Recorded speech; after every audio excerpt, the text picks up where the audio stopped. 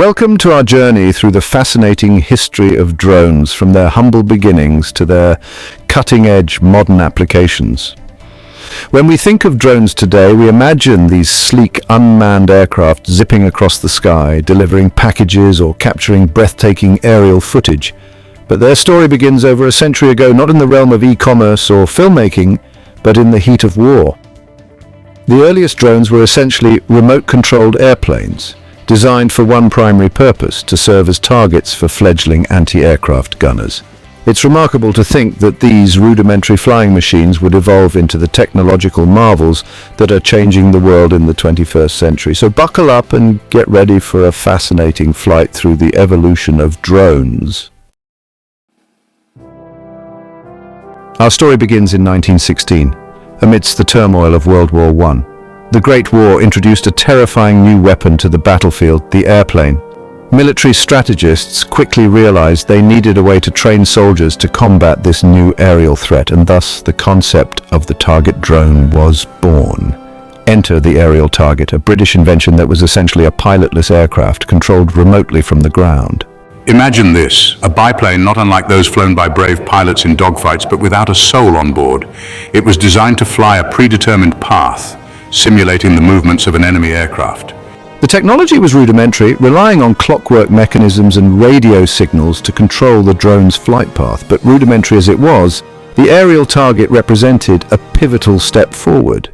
These early target drones were crucial for training anti-aircraft gunners, allowing them to practice aiming and firing at moving targets in the air. The aerial target, despite its limitations, proved its worth on the battlefields of World War I. It demonstrated the potential of unmanned aircraft, not only for target practice, but also for other military applications. The success of the aerial target spurred further innovation in the fledgling field of unmanned aerial vehicles. As World War I raged on, the demand for innovative weaponry intensified. The limitations of the aerial target spurred the development of a more autonomous unmanned aircraft, the Kettering Bug.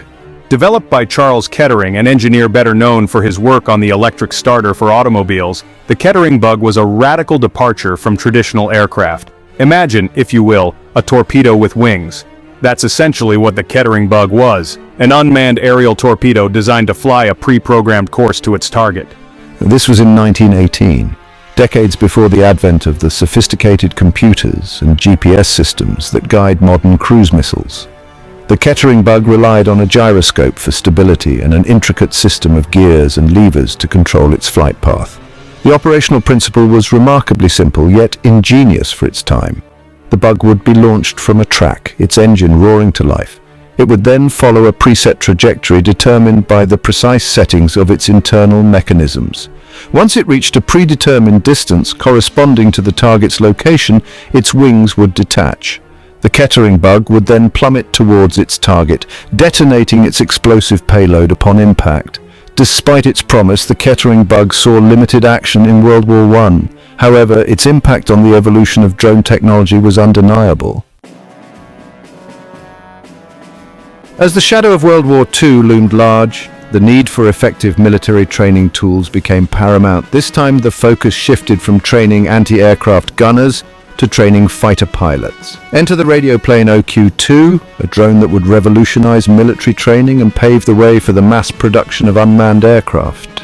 Developed by Reginald Denny, a British actor who served in the Royal Flying Corps during World War I, the OQ-2 was a simple yet effective target drone.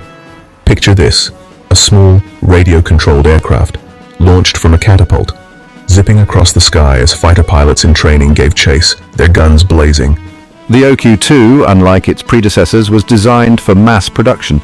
It was built using readily available materials, making it inexpensive and easy to manufacture. Over 15,000 radioplane OQ-2S were produced during World War II, making it the first mass-produced unmanned aircraft in history. These drones became a common sight in training grounds across the United States, providing crucial target practice for fighter pilots. The OQ-2's legacy extends beyond its role in military training, marking a turning point in the history of unmanned aircraft. The post-World War II era witnessed a surge in technological innovation, particularly in aviation and electronics. Amidst this technological ferment, the Ryan Firebee emerged as a game-changer in the evolution of drones. Developed by the Ryan Aeronautical Company, the Firebee was initially designed as a high-speed target drone, capable of simulating the performance of enemy jet fighters. But the Firebee's capabilities extended far beyond the training grounds. Imagine a drone, sleek and agile, capable of flying at speeds approaching the sound barrier, equipped with cameras instead of weapons. It could be launched from the ground or air, and its impressive range and endurance made it ideal for long-duration missions. The Firebee's true potential lay in its adaptability. It could be equipped with a variety of payloads, including cameras, sensors, and even radiation detectors. During the Cold War, Firebees were deployed on clandestine missions over Eastern Europe, gathering intelligence on Soviet military activities. The Firebee's legacy extends beyond its reconnaissance missions, serving as a testbed for new technologies and demonstrating the strategic value of drones in intelligence gathering. The 1980s marked a turning point in drone technology, with the development of the RQ-2 Pioneer, a drone that would reshape the landscape of modern warfare.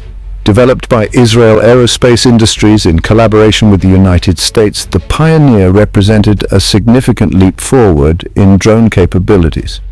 Imagine a drone not unlike the Firebee in its sleek design, but equipped with advanced sensors and real-time data transmission capabilities. That was the Pioneer, a drone that could provide commanders with a bird's-eye view of the battlefield, relaying crucial information in real time. The Pioneer's development was driven by the lessons learned during the 1982 Lebanon War, where the Israeli military recognized the need for real-time battlefield intelligence. The Pioneer was designed to fulfill that need, providing commanders with a clear and immediate picture of enemy positions and movements. The Pioneer quickly proved its worth in combat, playing a pivotal role in Operation Desert Storm in 1991. Deployed by both the United States Navy and Marine Corps, the Pioneer provided critical reconnaissance and surveillance support. The Pioneer's legacy extends far beyond its military applications, demonstrating the potential of drones for civilian purposes. It ushered in a new era of unmanned flight, one where drones would play an increasingly important role in both military and civilian spheres. The dawn of the 21st century witnessed the rise of the Predator drone, a name that would become synonymous with the drone era. Developed by General Atomics Aeronautical Systems, the Predator, initially designated the RQ-1 Predator, was a game-changer. Imagine a drone, larger than its predecessors, capable of flying at high altitudes for extended periods, armed not just with cameras but with missiles. The Predator's development was driven by the need for persistent surveillance and precision strike capabilities. It was designed to loiter over battlefields for hours, providing commanders with a constant stream of real-time intelligence, and when necessary, eliminating high-value targets with pinpoint accuracy. The Predator's early successes in the Balkans and Afghanistan cemented its place as a vital asset in the war on terror. It became a symbol of American military might, feared by enemies and scrutinized by critics who debated the ethical implications of drone warfare. The Predator's legacy extends far beyond its military applications, sparking a global drone race. The Predator's impact on the world has been profound, raising complex ethical questions about the future of warfare, privacy, and the very nature of human conflict. Thank you for joining us on this exploration of drone history. From early innovations to modern marvels, drones continue to shape our world in remarkable ways. We've journeyed from the rudimentary target drones of World War I to the sophisticated unmanned aircraft that are transforming industries and redefining the nature of warfare. But the story of drones is far from over. As technology continues to advance at an unprecedented pace, we can only imagine what the future holds for these remarkable machines. Will we see autonomous drones delivering packages to our doorsteps? Will they be deployed to combat climate change, monitor wildlife populations, or explore the far reaches of our planet?